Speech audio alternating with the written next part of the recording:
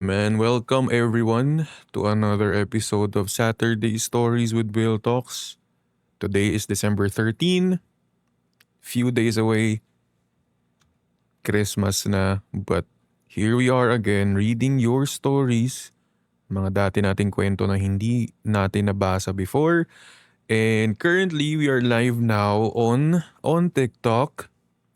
And again, this is gonna be uploaded on YouTube, guys. So hello, YouTube people. Also, don't forget to hit that subscribe button. And here's a TikTok. Don't forget to, hit that follow button. So, man, di ko na patatagalin pa.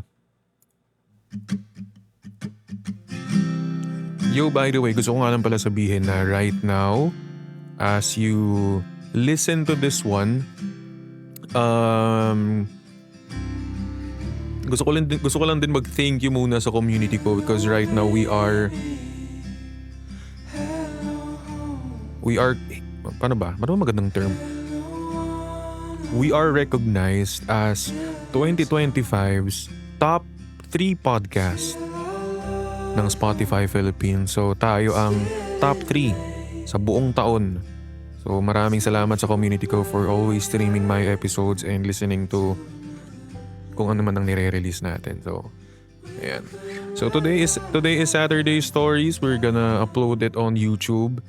So let me find our first story.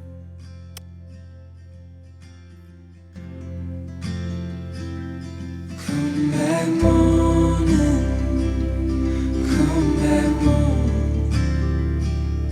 Keep on sewing, these clothes are warm. We talk for hours, just moan and pray. Just like the sun leaves to come back again. Okay.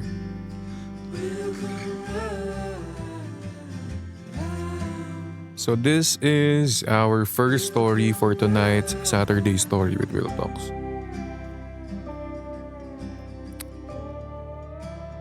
Hi Will, just call me Priscilla. This is my long distance love story or maybe my long distance heartbreak. I met him on a dating app. Let's call him Z. He was kind, gentle, steady, the kind of person who shows up exactly when you think no one will. We lived 8 hours apart, but he made that feel like nothing. He visited me twice, we talked every day, slept on calls, shared every little detail of our lives. He became my peace, my safe space. We were not official, no label, but it did not matter. Because in those 5 months, it felt real. So real. I never doubted him. Not even once. He told me he was courting me. Said he was waiting for the right moment to ask me to be his. We talked about our future. The one we'd build together. He wanted a family, and even though I never saw myself as a mother, I started imagining it. Because he made me believe in it. He was the first man I ever said I love you to. The first who saw me at my most fragile and didn't turn away. He taught me how to fall in love, and now he's the reason I'm learning how to let go. Because just before his birthday, he vanished. 2 days. No messages, no calls. So I searched for his name. And I found her. His girlfriend. 3 years. Photos, sweet captions, his arms around her. The same arms I thought were holding only me. While he was celebrating with her, I was falling apart. Every picture I saw, every smile he gave her felt like knives to my soul. He was my safe space. And suddenly, he became the man I feared. I didn't greet him on his birthday. I didn't confront him. I just left. Because I couldn't love someone who had already given his love to someone else. And now I'm still crying. Still healing. Even now, as I graduate, I find myself wanting to call him, to tell him I did it. To hear him say, I'm proud of you. But that won't happen anymore. Every achievement I wanted to share with him, every moment of pain or joy or growth, I can't share with him now.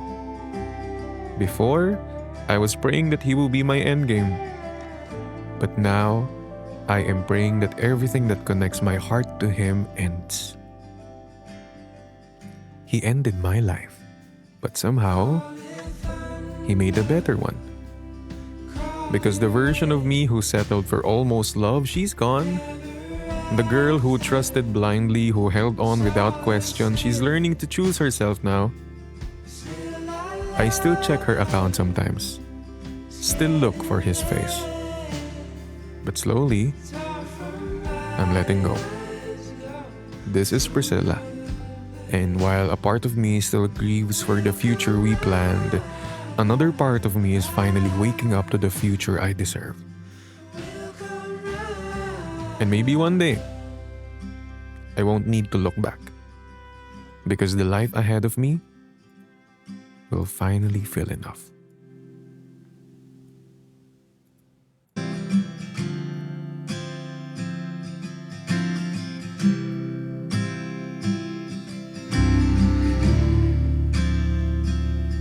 Hello, baby. Hello, home. Hello, Anna. Until it's gone. So that was story number 1.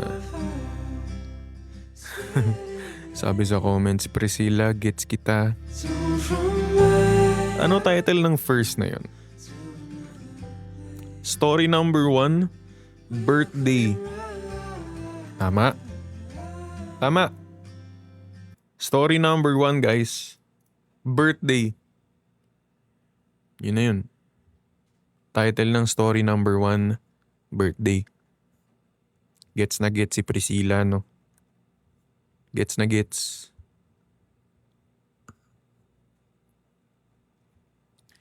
Guys, if you're wondering nga pala, if you're wondering this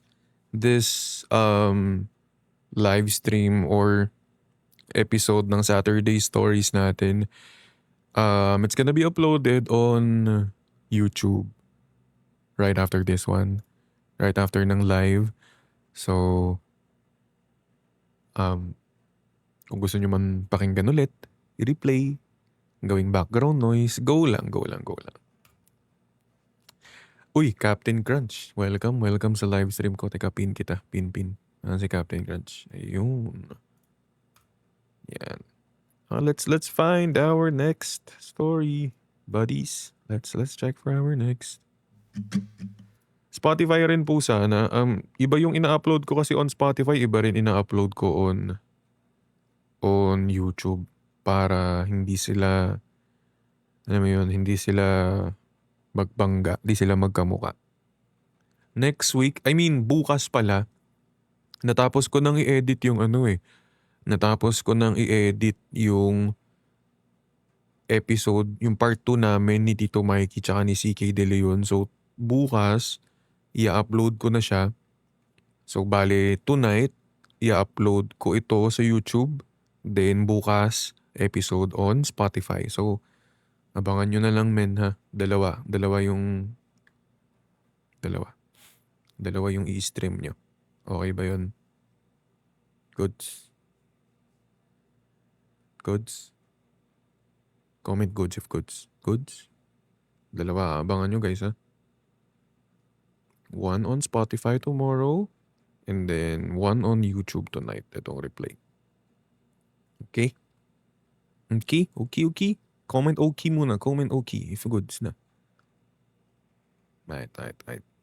Bet.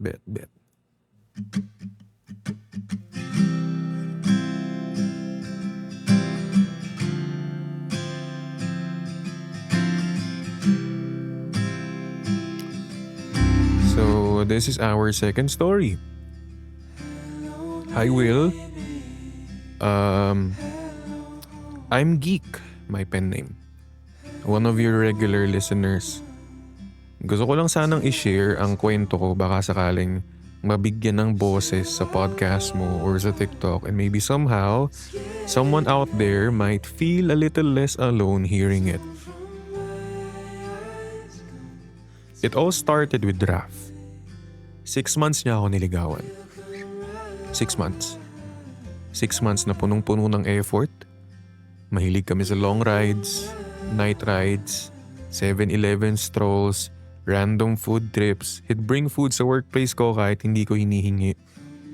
Minsan sabay kami mag-lunch sa labas after ng shift. Yung tipong everyday may pa-good morning, ingat ka palagi. And honestly, for someone like me na mabilis ma-attach, it did not take long before I fell for him. Pero kahit ganun, naging maingat pa rin ako. I didn't say yes agad kasi gusto ko sure. Gusto ko totoo.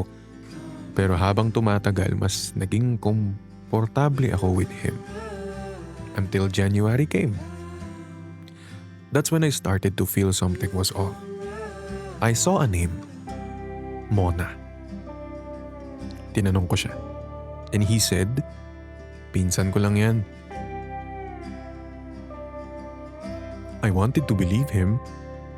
And because may tiwala ako, I chose to trust. Then came my birthday. Sa totoo lang, doon niya talaga ako nakuha. That day, sinamahan niya ako mag-process ng papers ko for my oath taking. It was such an important moment for me, and he made time for it. After noon, he surprised me. Dinala niya ako sa isang lugar na lagi kong kinukwento sa kanya. It was somewhere I told him I'd love to visit. And the fact na naalala niya yun, na pinlano niya yun, it meant so much. I felt seen. I felt valued. Kaya doon ko siya sinagot. Sa birthday ko. Sa araw na akala ko simula na ng forever. Pero 2 linggo ang lumipas, bigla na lang siyang nawala. No calls, no texts. Nung February, na-confirm ko yung matagal ko nang kinatatakutan. Hindi pala pinsan si Mona. Nililigawan niya rin pala. Valentine's pa nung nalaman ko.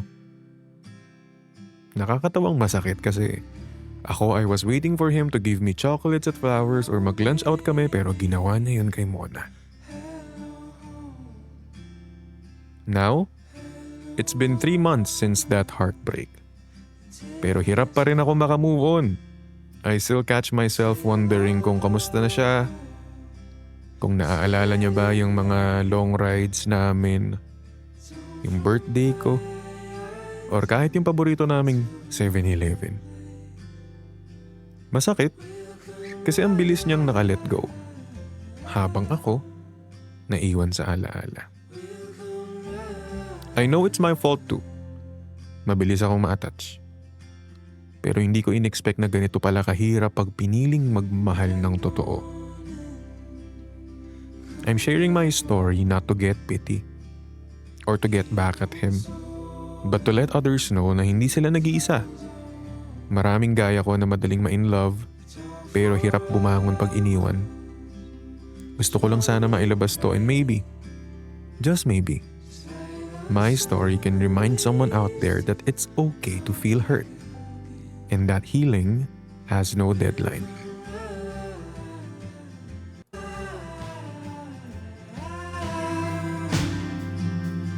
We'll come round.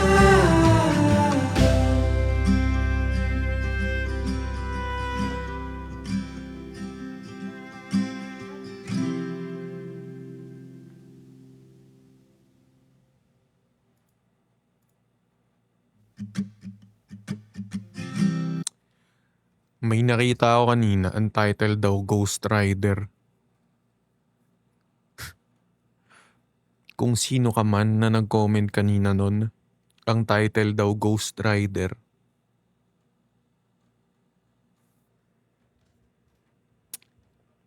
Ayos ka.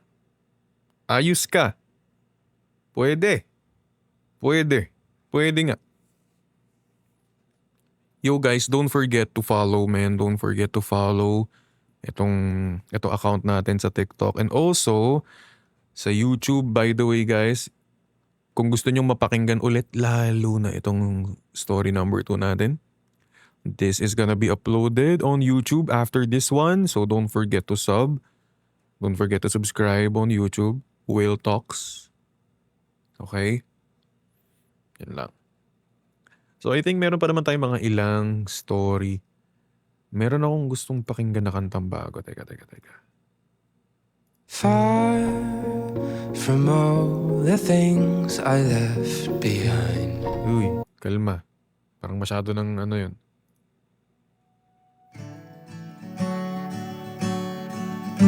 Oh! Reminds me of my podcast on Spotify, man. Reminds me of my podcast.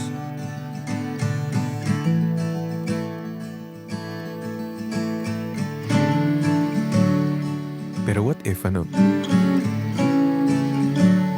What if this time na magmahal tayo? What if piliin na rin sana tayo ng taong pinipili natin? Somewhere, waves through a long soft hair, faces just stop and stare, catching no light. So I hold you close. Damn! No matter where you go. Oh man! Through all the rain and snow. Oh man! Uy! Clip! Pang ano to eh? Oy, wag kayong magulo. Nagre-record tayo for YouTube, guys. Wag kayong magulo. We're recording. We're recording for YouTube. We're recording for YouTube, guys. Sorry. Nadala lang din ako. Medyo na-hype ako sa kantang narinig ko eh. Sarap banatan eh, no?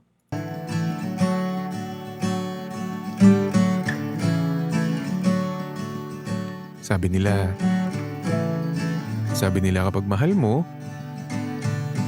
ipaglaban mo. Pero paano naman kung pinaglaban ko naman, ginawa ko naman lahat. Kahit anong papansin, ginawa ko na rin.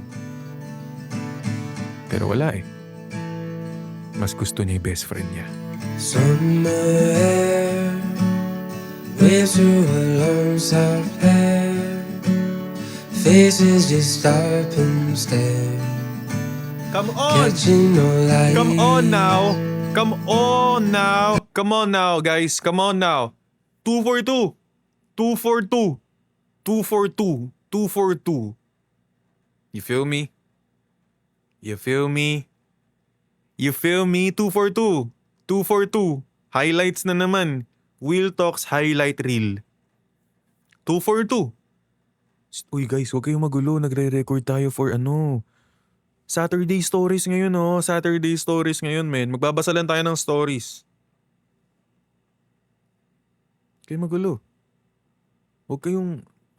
Men, kalma nyo. Pang YouTube to ngayon. Pang YouTube, men. Pang YouTube.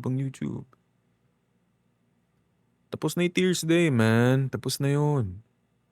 By the way, YouTube peeps, kung gusto nyo nga pala ng mga relapse sessions natin, parang pangit naman pakinggan. Kung gusto nyo makinig ng mga kwentong heartbreaks, every Saturday stories, may mga ganito tayo for YouTube. Tapos, on TikTok, we have this thing that I call Tears Day.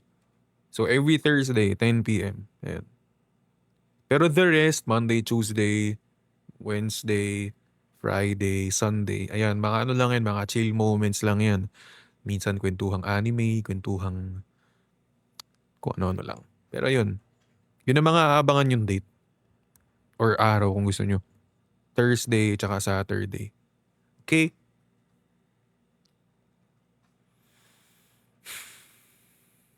Okay, Saturday guys, Saturday. 10 PM na. May relo din ako guys. May relo din ako. Di nyo ako kailangan i-remind. Sungit ata.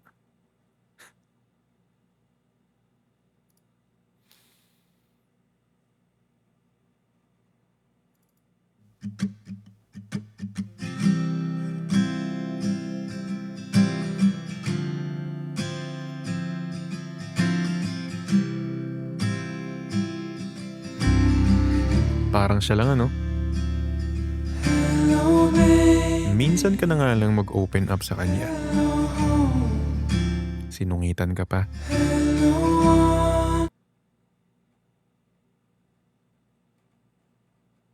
Men, huwag kayong magulo. Men, tigilan nyo na. Di tayo makapag-record. Pangatlong story na natin. Please lang, men. Please lang. Please lang. Third story natin, boss. Boss. Buddy. Chill. Third story natin, oh. Saturday Stories with Will Talks. Kalma, okay? Psh. Guys, okay, men. Kalma lang kayo. Pang YouTube to. So, kalma lang kayo. Chill lang. Tuwing Tears Day yun, guys. Kalma nyo, okay? Tapos na yung Tears Day. Kalma. Everybody calm down. We need to record this, man. We need to record. Everybody calm down. Calm down, bruh.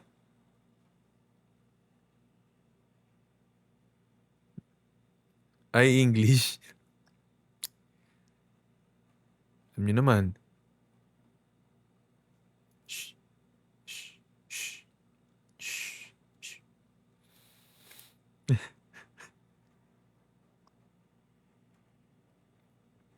Shh, kalma. Ay.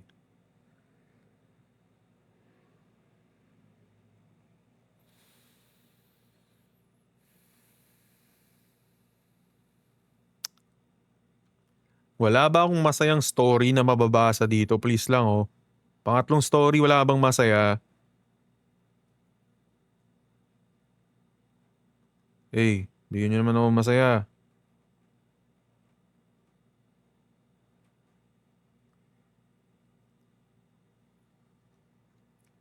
Wala ba akong Asan ba yung mga moderator ko dito? Mga pinaglalagay nyo dito. Wala bang masaya?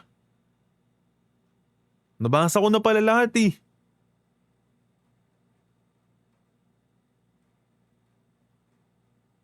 Oh. So ito na last natin. Ito na pala yung last natin, guys, about role play. RP World.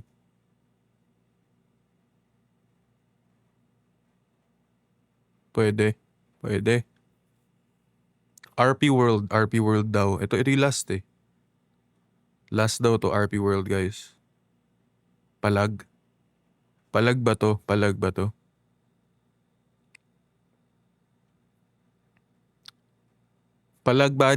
body.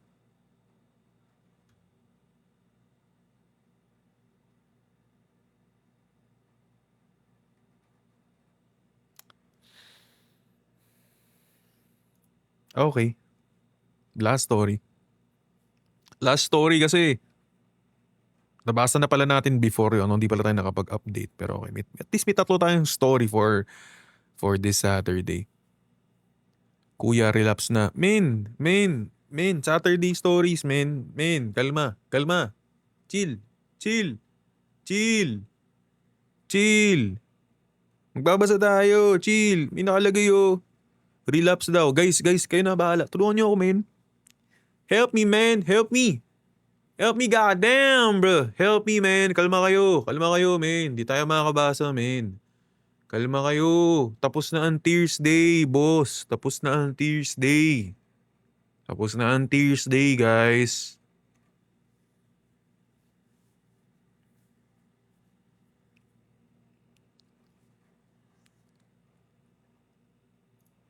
Men, di tayo makakabasa, men. I'm telling you, man. You gotta chill out, guys. You gotta chill out. Calm down with the relapse shit. Tuwing Tears Day lang yun. Hindi tayo makakabasa, boss. You gotta help me out, chat. You gotta control it, chat. You gotta help me out. Help me out. Help me out.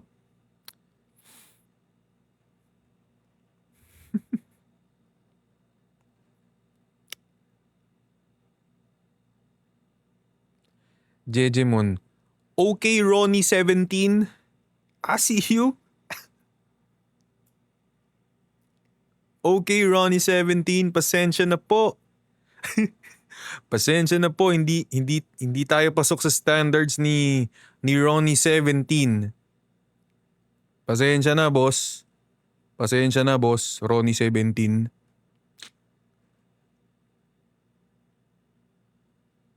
Palit tayo mamaya. Will Talks 25. Men, walang relapse ngayon, men. Basa lang tayo ng ano. Last story na natin to, guys. Uy, sa mga naghahanap pala ng title, sorry, ngayon ko lang naalala. Title nito, Will Come Round by Louis Island. Will Come Round.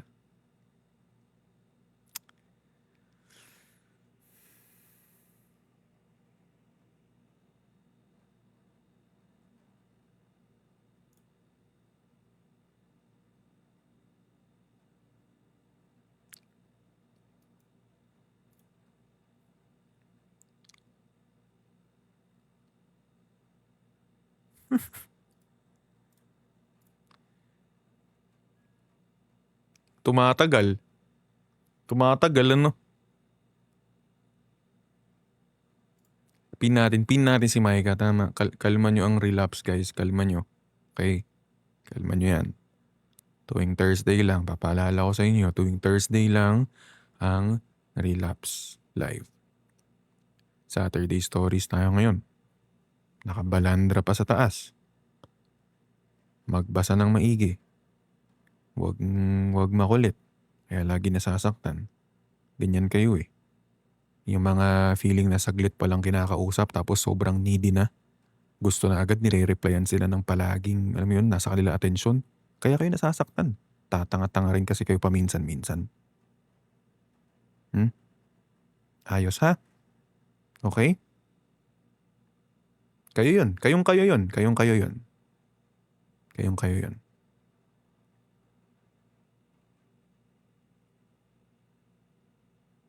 Diba? Anyway, last story.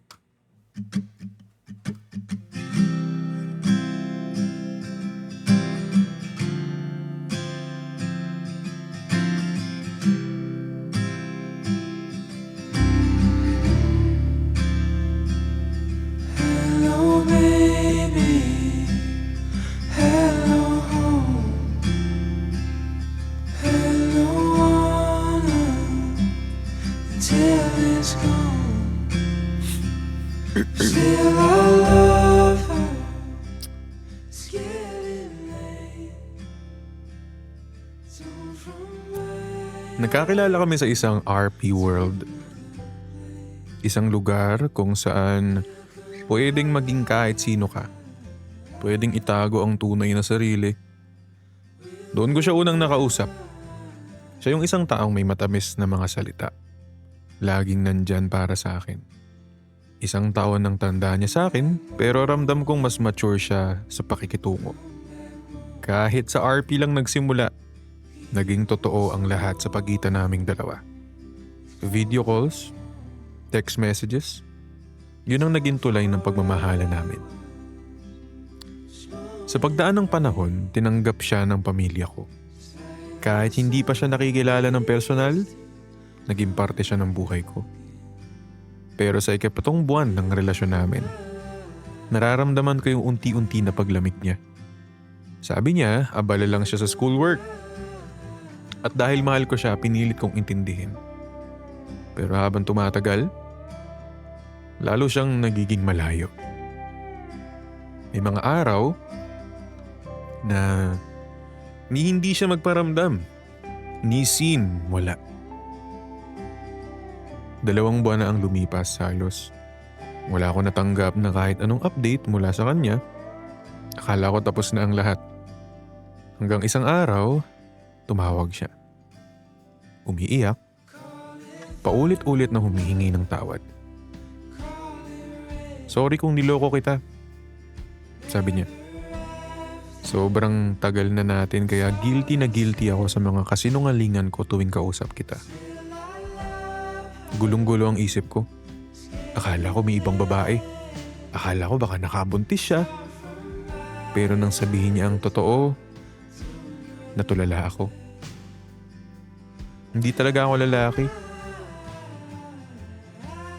Hindi ko alam kung ano mararamdaman ko. Galit? Takot? Pagkalito? Wala akong nasabi, parang may sumabog sa loob ko. Pero ang unang lumabas sa bibig ko ay, ano naman kung babae ka? Kung mahal kita, mahal kita. Pero siya desidido.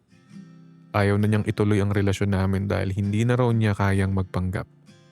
Sa loob ng ilang buwan, habang mahal na mahal ko ang lalaking akala ko'y siya, totoo pala, babae pala ang kausap ko. At dahil doon, pinili niyang tapusin yung meron kami. Doon ako unti-unting gumuho. Hindi ako makatulog, hindi ako makakain.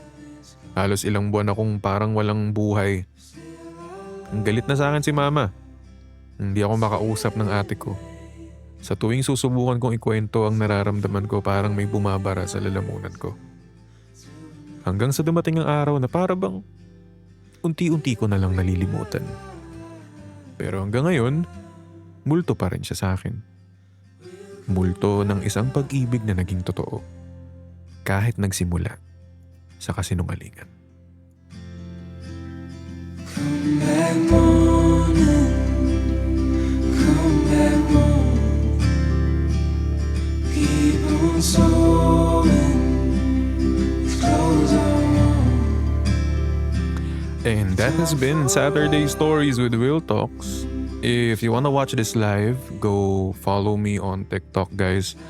It's at Will Talks PH. But kung gusto niyo ng ganitong series natin at gusto niyo ituloy-tuloy natin, go hit that sub button on here on YouTube. So, para matuloy-tuloy natin yung ganitong content. See you sa next one. This Will Talks. Love, life, and everything in between.